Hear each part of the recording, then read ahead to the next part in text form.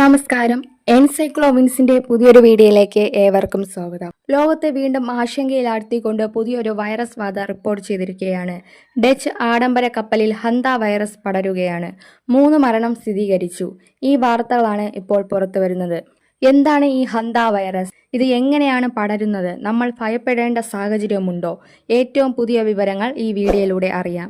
അപ്പോൾ ഈ ഒരു ചാനൽ ആദ്യമായാണ് കാണുന്നതെങ്കിൽ എല്ലാവരും ഒന്ന് സബ്സ്ക്രൈബ് ചെയ്യുക. അപ്പോൾ നമുക്ക് വീഡിയോയിലേക്ക് കടക്കാം.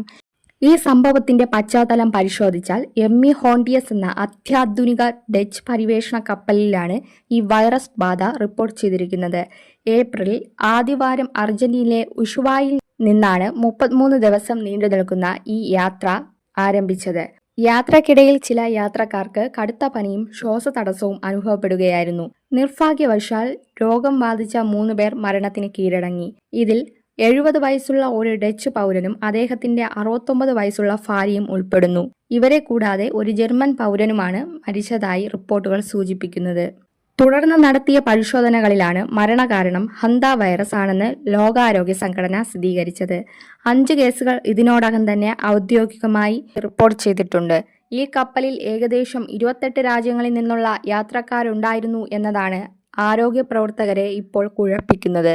യാത്രക്കാർ പലരും കപ്പലിൽ നിന്നിറങ്ങി സ്വന്തം രാജ്യങ്ങളിലേക്ക് മടങ്ങിയതിനാൽ വൈറസ് മറ്റൊരിടത്തേക്ക് കൂടി പടർന്നിട്ടുണ്ടോ എന്ന് കണ്ടെത്താൻ അന്താരാഷ്ട്ര തലത്തിൽ ഇപ്പോൾ കോൺട്രാക്ട് ട്രേസിംഗ് നടന്നു വരികയാണ്.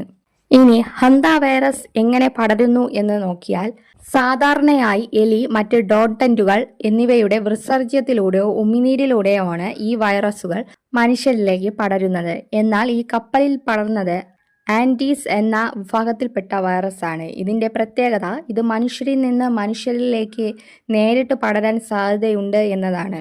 ശ്വാസതടസ്സം, കടുത്ത പനി, പേശീവേദന എന്നിവയാണ് പ്രധാന ലക്ഷണങ്ങൾ. ഇത് ശ്വാസകോശത്തെ ഗുരുതരമായി ബാധിക്കാൻ സാധ്യതയുള്ള ഒന്നാണ്.